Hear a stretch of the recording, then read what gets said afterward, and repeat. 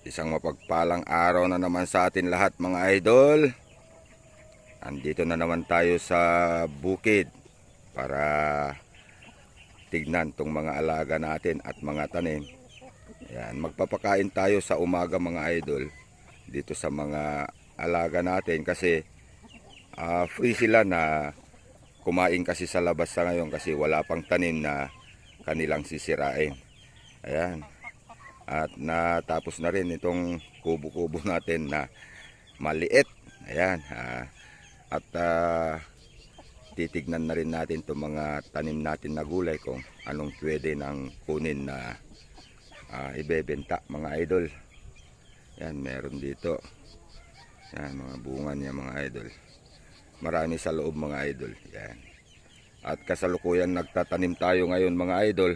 Kaya maaga tayo na lumabas. Ayan. Ayan, mamaya pupunta na sa bukid mga to. Ayan, mga alaga natin. Ayan.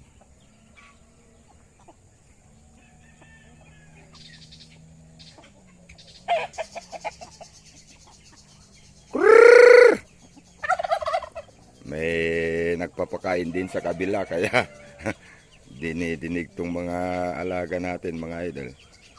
Ayan.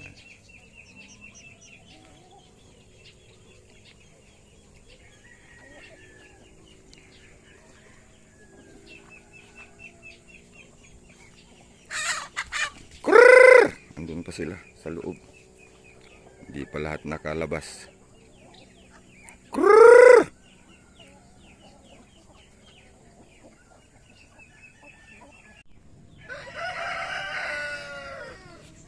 Yan.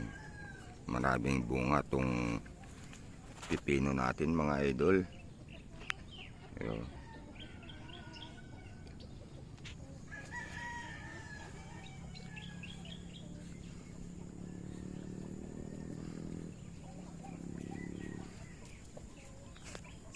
Bago tayo magtanim mga idol dyan sa labas, aayusin natin to dahil nakita ko na naglaruan ng aso dito, kaya ganito.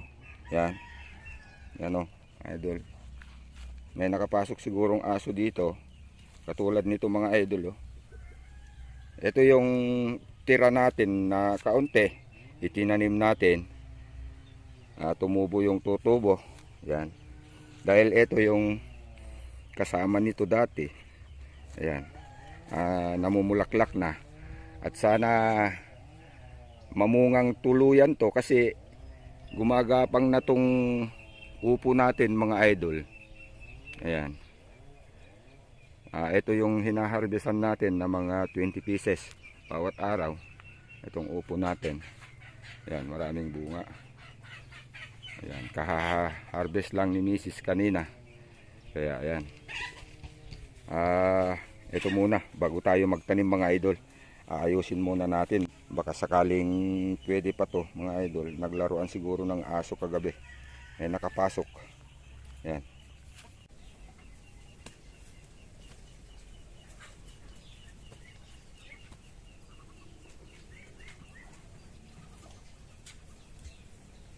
Lagyan din natin ng abono mga idol, baka sakaling makaregather pa to.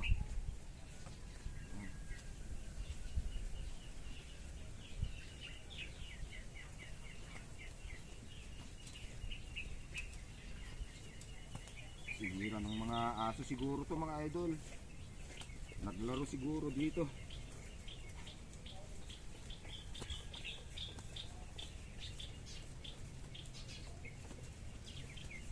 Sayang din to mga idol, malalaki na.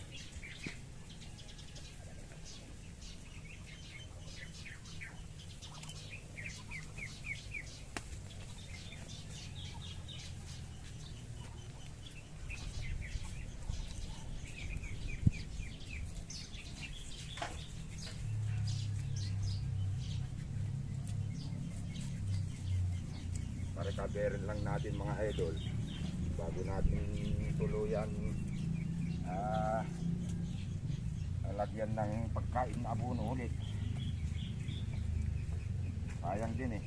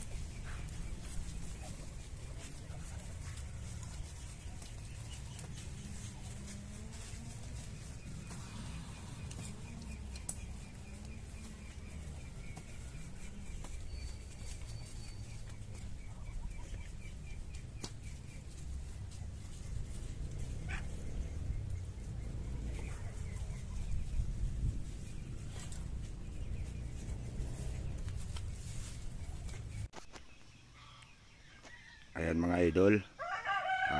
Malapit na tayong matapos dito sa ginagawa natin. Sana makarecover tong tanim natin na ginulo ng mga aso mga idol. Ayan. Naglaro siguro yung mga nakapasok dito. Ayan, titignan muna natin yung mga alaga natin mga idol. Sobrang ingay nila eh. Ayan. Tignan nga natin mga idol bakit nagkakagulo tong mga alaga natin. Ayan, nandito yung hari. Naglalaban siguro tong dalawang hari ng manok at pabo natin mga idol. Ayan o. Ayan. Palagi kasing nag-aaway yan mga idol. Pag galing na sa bukid. Ito at saka yung isa dun na manok. Yung parang hari din nila. Ayan. Ay, kaya pala mga idol. Nagkakagulo sila dito. May ano pala dito, may napatay silang ahas. Oh. Ayan, hindi may dugo-dugo pa oh. Laki ah. Ayan oh. Mahigit 1 metro mga idol. Nakakakain na rin ito ng 4 o 5 itlog ng manok mga idol. Ayan oh, haba. Haba din mga idol. Kaya pala nagkakagulo itong mga alaga natin mga idol. Ayan oh. Huwag nyo nang tukain. Ayan. Ayan o, ahas mga idol. Ayan. Ayan o. Haba rin. Matagal na rin tayong hindi nakakita ng pinatay nila na ahas dito. At matagal na rin na hindi tayo nakakita ng ahas. Dati-dati, pag yung mga alaga natin gansa, hati-hatiin to mga idol. Kaya pala nagkakagulo mga ito eh. May pala. May kinatatakutan pala dito. Ayan oh. Ayan.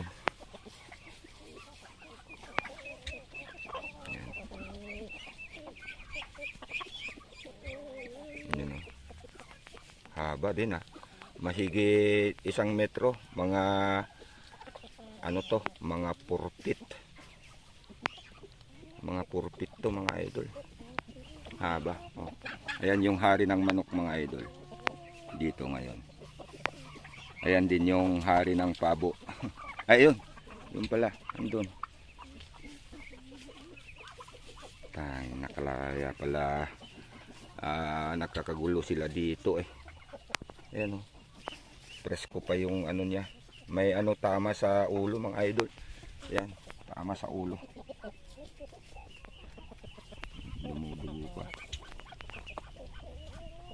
Yan. Ito mga idol oh, kahaba oh.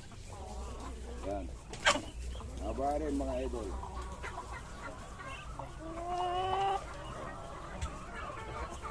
Bali kasing tangkad ko mga idol. Ito.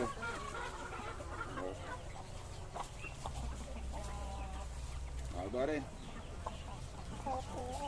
Yan muna.